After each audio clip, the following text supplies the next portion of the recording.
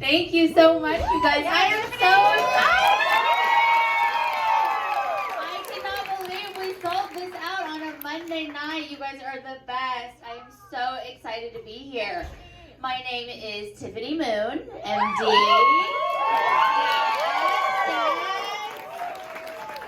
I am an anesthesiologist, which means I put people to sleep for a living.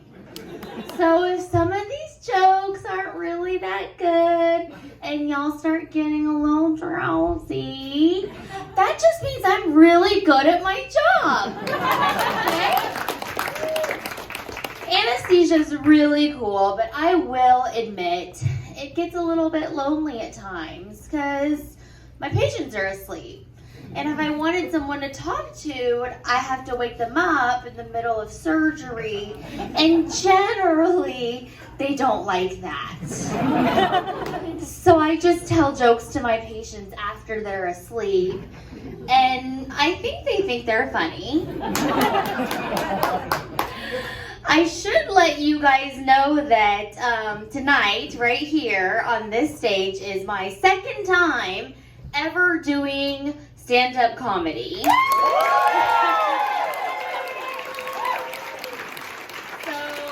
yes, thank you. Please be kind. And one thing that I sort of learned about doing stand-up comedy is like when you first start having sex, the second time is much less painful. But you still don't really know what you're doing just yet. I want to share something personal about myself with you guys, which is that I have severe anxiety, which is why I like to keep myself busy 100% of the time so that I never have any time to sit around and worry. It's great. It works out really great. When COVID came around and I had a little extra time on my hands, I was like, what the fuck am I gonna do with this extra time? It's not good. It's not good. So my psychiatrist gave me this bottle of what we call the emergency Xanax. They're 1 milligrams. We went up from the 0.5s. And this emergency Xanax is for one time I had to have a root canal. It's for when I have to hang out with my sister-in-law. And then I figured, working as a full-time anesthesiologist during COVID, some nights I deserve the Xanax.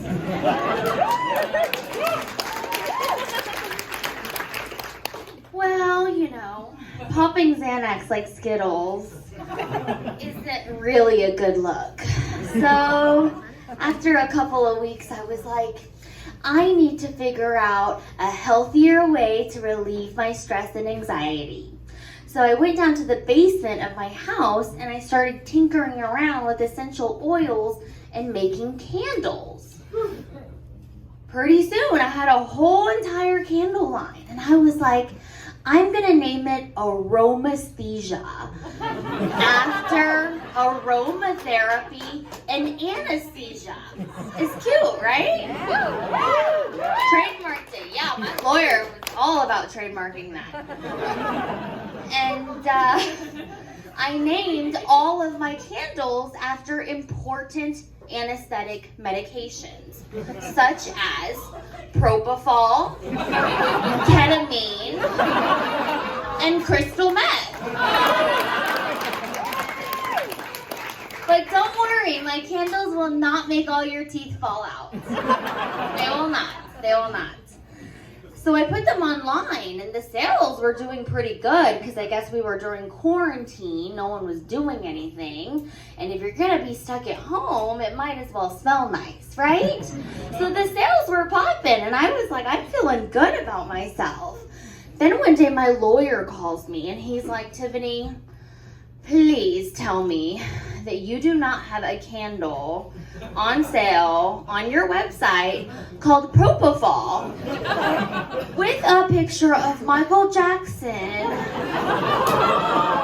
that says, if this can help MJ sleep, it can help you too. And I was like, where is the lie? Did I say something wrong? Did I stutter? Because last time I checked, MJ had a little propofol addiction and was paying his cardiologist $250,000 a month to basically make a little mobile ICU unit in his home. I was like, I did not see that job listing on LinkedIn. When I was browsing anesthesia jobs available for hire, I did not come across that. As you know, that person was a cardiologist and not an anesthesiologist, and he basically killed the king of pop. But I now use that story to sell propofol candles.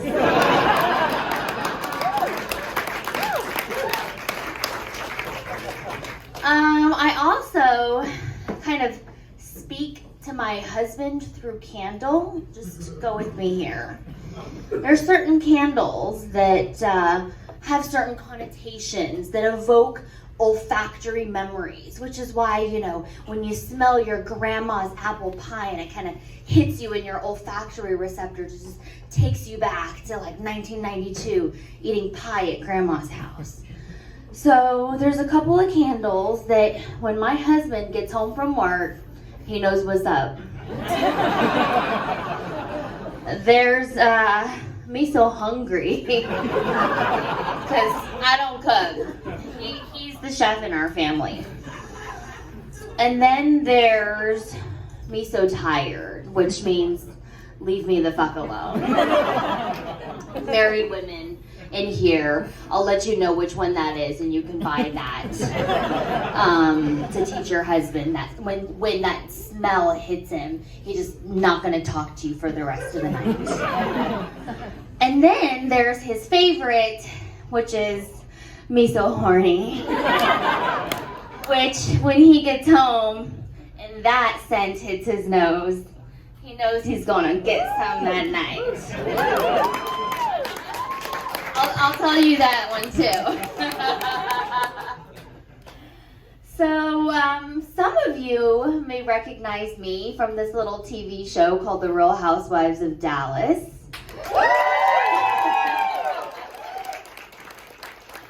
It is a begone and closed chapter of my book that people still like to talk about sometimes.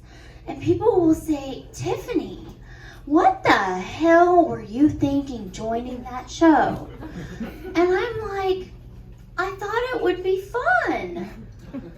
And y'all gotta remember, I had been such a good girl my whole life. I graduated from Cornell when I was 19, medical school when I was 23, got married and had 2 kids by the time I was 30. I looked around and I was like, damn, my life is too perfect. I gotta fuck it up.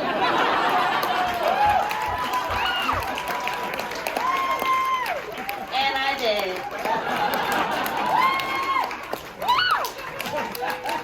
But for real, when my friend was trying to convince me to be on the show with her, she was like, Tip, it's gonna be so much fun. You're gonna make all these new girlfriends, and we go to all these fancy parties, and they take us on these exotic trips. And I was like, you know, that sounds kind of fun. I could do that.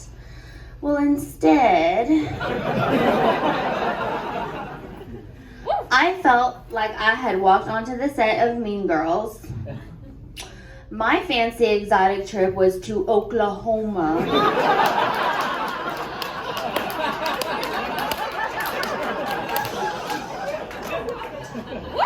And I shit my pants on national TV. Yeah. And then some bad stuff happened.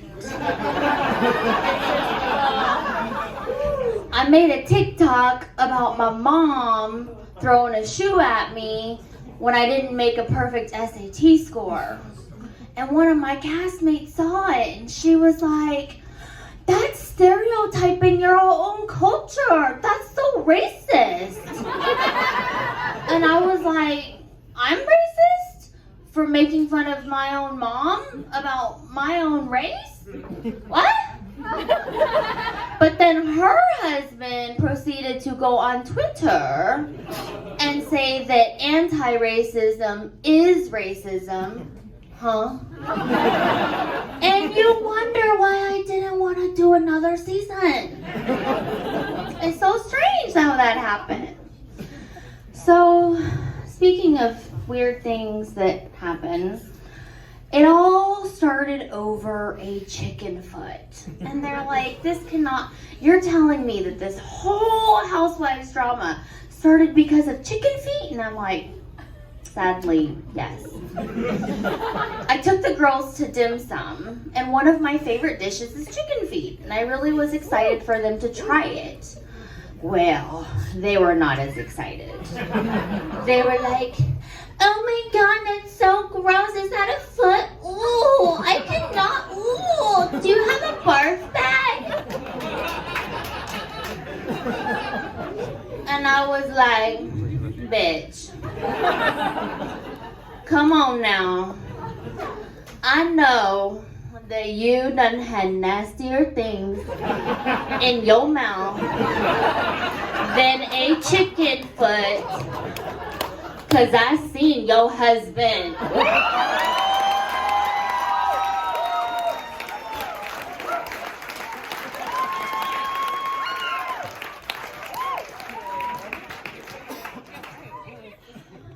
Before I leave, as a medical professional, I feel obligated to give you a piece of medical advice.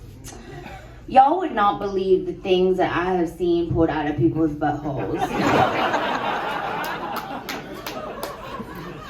Let me just tell you a few, because we're running out of time.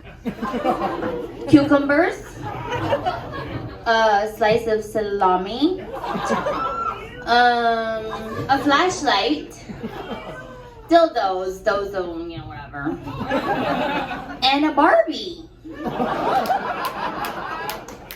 What I want to know is what the guy had to say when little Susie was like, "Daddy, have you seen my Barbie? I can't find it. It smells kind of funny."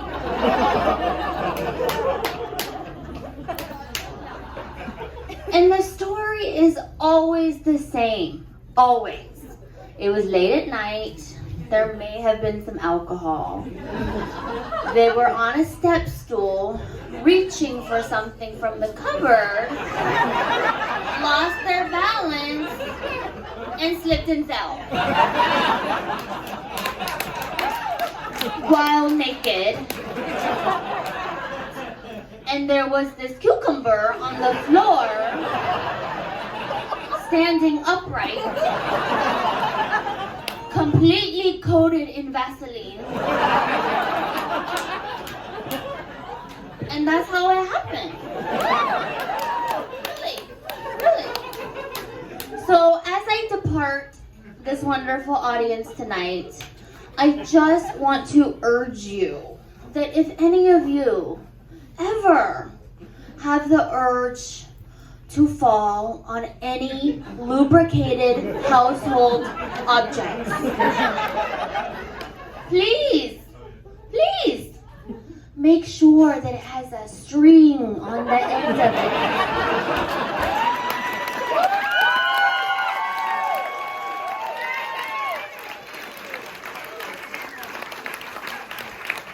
So that I don't have to see you in the middle of the night in the operating room to remove it. Thanks you guys so much.